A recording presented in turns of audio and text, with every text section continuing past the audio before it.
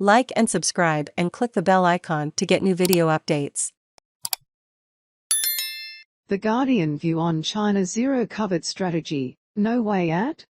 The human costs of lockdown in Shanghai have sparked frustration and despair.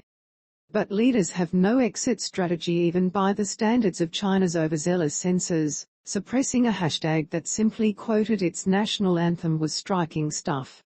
The opening line, "Arise, ye who refuse to be slaves," had been deployed to express the growing anger and distress in Shanghai as what was supposed to be a short, sharp lockdown stretched on for weeks, with gruelling results for individuals as well as damaging effects on the economy. On Wednesday, the city eased restrictions somewhat, with millions allowed to leave home for the first time in weeks. Yet even if the worst proves to be over in the financial center, experiencing China's biggest outbreak since the virus first emerged in Wuhan, concerns about the country's insistence on a zero-COVID strategy will persist. Outside China, the attention has been on the draconian nature of restrictions, with reports of the separation of small children from their parents, people dying from other medical problems because they could not access help, and the beating to death of a dog whose owner had apparently been sent to a quarantine center. Plenty in China have lambasted the inhumanity, but it is also the inefficiency of authorities which has shocked. An international, sophisticated metropolis is asking why officials insisted there would be no lockdown until the last minute, leaving residents no time to prepare. Why the testing and isolation process appears beset by confusion. Why conditions are so poor in crowded quarantine centers. And why food is in such short supply. Officials have admitted difficulties. Delivery remains at the center of the party's legitimacy, even if nationalism has become an increasingly potent force. Many citizens looked at the huge death tolls elsewhere and concluded that zero-COVID was the right course. China was the first major economy to reopen and grow. Much of the country has gone about its business as usual since last spring. For obvious reasons, it is very hard to gauge public opinion, still less what that opinion might be without the omnipresent censorship and propaganda.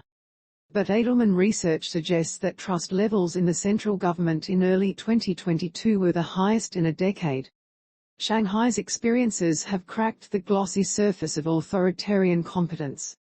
To let the virus loose now, with low vaccination rates among older people, and reliance on the less effective domestically produced vaccine, would be likely to result in significant disruption and death. Because China's death toll is so extraordinarily low, due in part to the manner of reporting, many people see less reason to be vaccinated, but also less reason to be locked down.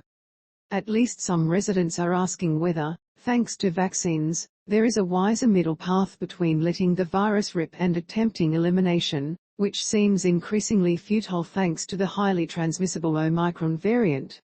But Xi Jinping's personal endorsement of zero-COVID, and the expectation that he will break precedent by claiming a third term as China's leader at this year's Party Congress, makes a change of course look extraordinarily unlikely before then. Stability is all. Shanghai's struggle is not an existential issue for the party. It has survived far worse. But about 45 cities, many large, but less well-known and well-connected, are under some form of lockdown. Each one is likely to erode a little further the confidence of citizens. The zero-COVID strategy comes at a cost for the leadership as well as those it rules. We have a small favor to ask.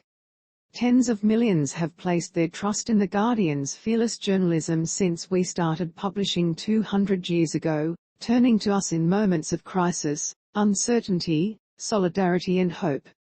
More than 1.5 million supporters, from 180 countries, now power us financially, keeping us open to all, and fiercely independent.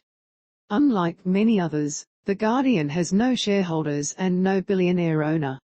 Just the determination and passion to deliver high-impact global reporting, always free from commercial or political influence. Reporting like this is vital for democracy, for fairness and to demand better from the powerful. And we provide all this for free, for everyone to read. We do this because we believe in information equality. Greater numbers of people can keep track of the global events shaping our world, understand their impact on people and communities, and become inspired to take meaningful action. Millions can benefit from open access to quality, truthful news, regardless of their ability to pay for it. If there were ever a time to join us, it is now. Every contribution, however big or small, powers our journalism and sustains our future. Support The Guardian from As.